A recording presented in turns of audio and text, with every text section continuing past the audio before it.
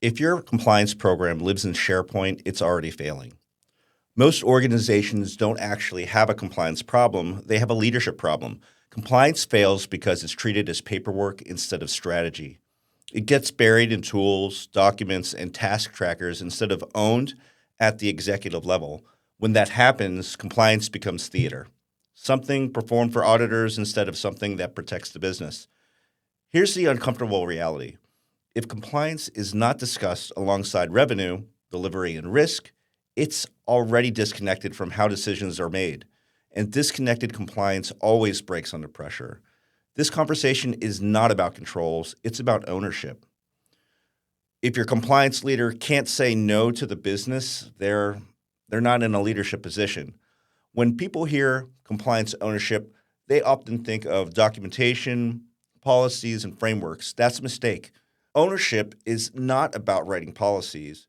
Ownership is about deciding why compliance exists in your organization, which risks actually matter, and which trade-offs the business is willing to accept. If no one can clearly articulate why a control exists, it will eventually be ignored. If no one owns the risk posture, compliance evolves into a box-checking exercise designed to survive the next audit rather than protect the organization. Policies are not strategy. They are evidence that decisions were deferred instead of made. Compliance is always delegated down and blamed up. Here's the most common failure pattern. Leadership delegates compliance to a team and tells them to make us compliant. Responsibility flows downward, but accountability flows upwards. Executives disengage until something goes wrong. An audit failure, a stalled deal, or a regulatory inquiry. At that point, compliance suddenly becomes urgent, but urgency without strategy produces chaos, not capability. Scrambling before assessments is not bad luck. It's a predictable outcome of executive disengagement. Reactive compliance is not a compliance failure, it's a leadership choice.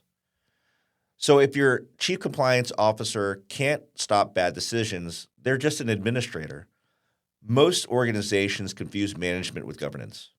Management is about execution, tracking controls, updating policies, coordinating audits.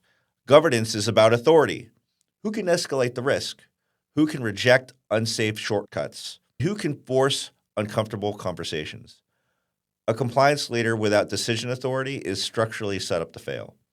Visibility without veto power is meaningless. Compliance that cannot introduce friction cannot protect the organization.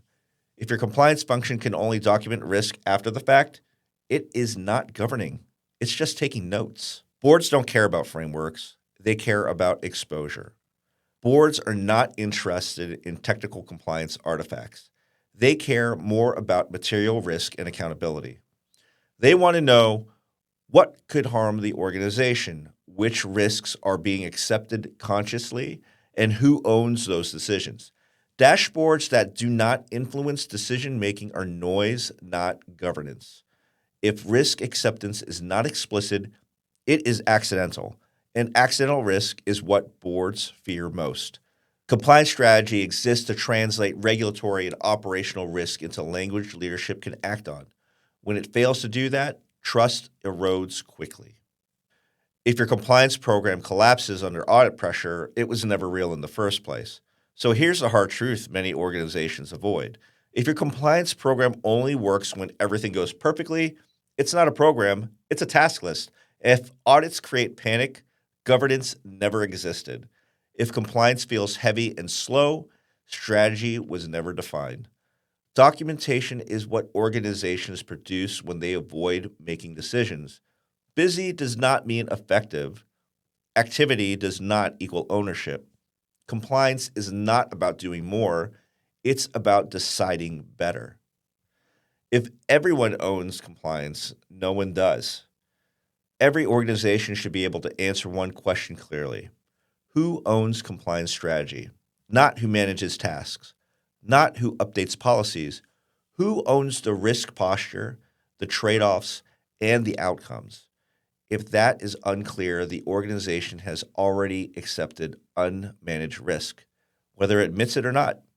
Compliance does not fail quietly. It fails publicly. And that's why compliance strategy and governance ownership sit at the top of the list.